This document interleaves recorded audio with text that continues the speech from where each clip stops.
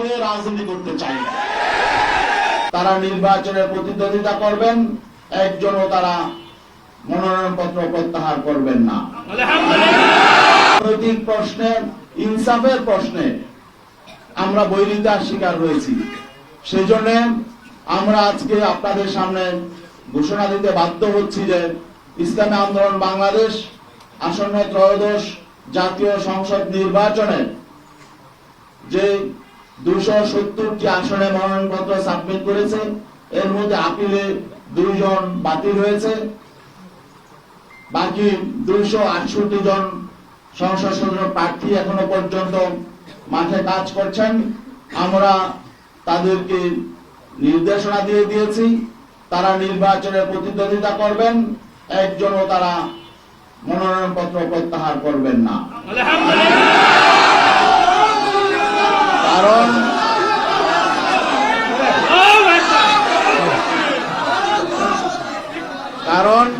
কারণ আমরা ইসলামী জনতার যে প্রত্যাশা, যে এখানে একটা বিষয় স্পষ্ট করে বলতে হয় যে আমরা কেন এই সিদ্ধান্তে আসলাম। জানেন যে এখানে বাংলাদেশ জামাত ইসলামী একটি বড় শক্তি ছিল, অস্বীকার করার সুযোগ নেই। তাদের শক্তি সামর্থ্য অনেক বেশি, ঠিক আছে, কিন্তু আমরা আদর্শিকভাবে, নৈতিকভাবে আমরা কারো চেয়ে দুর্বল নই। আসন এখানে কম বেশি হতেই পারে, তবে এখানে আমাদের আত্মসম্মান বোধে লেগেছে, এটাও একটু বলা প্রয়োজন।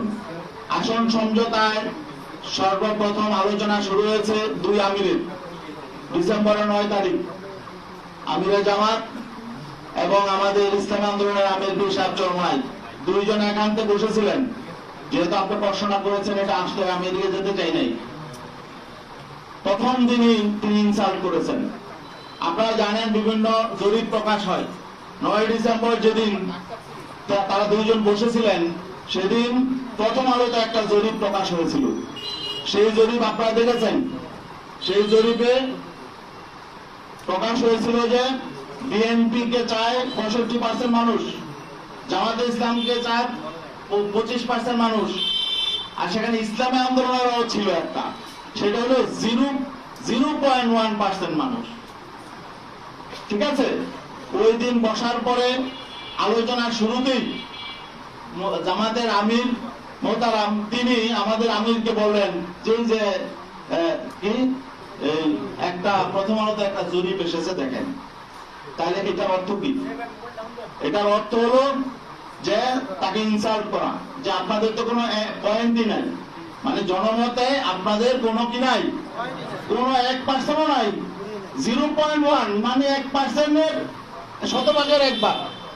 তো এটা হলো উনি ইনসাল্ট করে শুরু করে যে যাত্রা। সেদিনই মতো আমি আমাদেরকে বলেছেন যে তাদের কিন্তু মতলব ভালো নয়, তারা হয়তো আমাদেরকে সাথে বেইনসাফি করবে। কারণ তিনি আমাকে এই জরিপের কথা কেন আনলেন সেখানে, পরে আমরা দেখলাম শেষ পর্যন্ত তারা এই জরিপের মধ্যেই ছিল।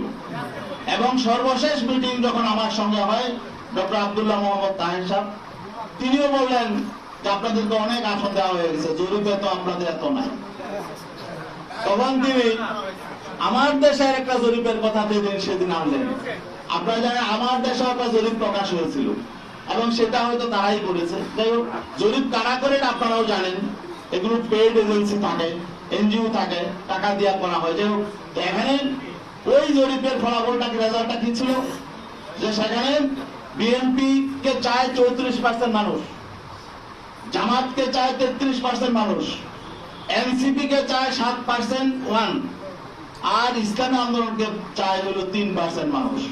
আচ্ছা বলেন দেখি, জামাতকে যদি 33% মানুষ চায়, এনসিপি কে যদি 7% মানুষ চায়, তো 40% হয়ে যায়।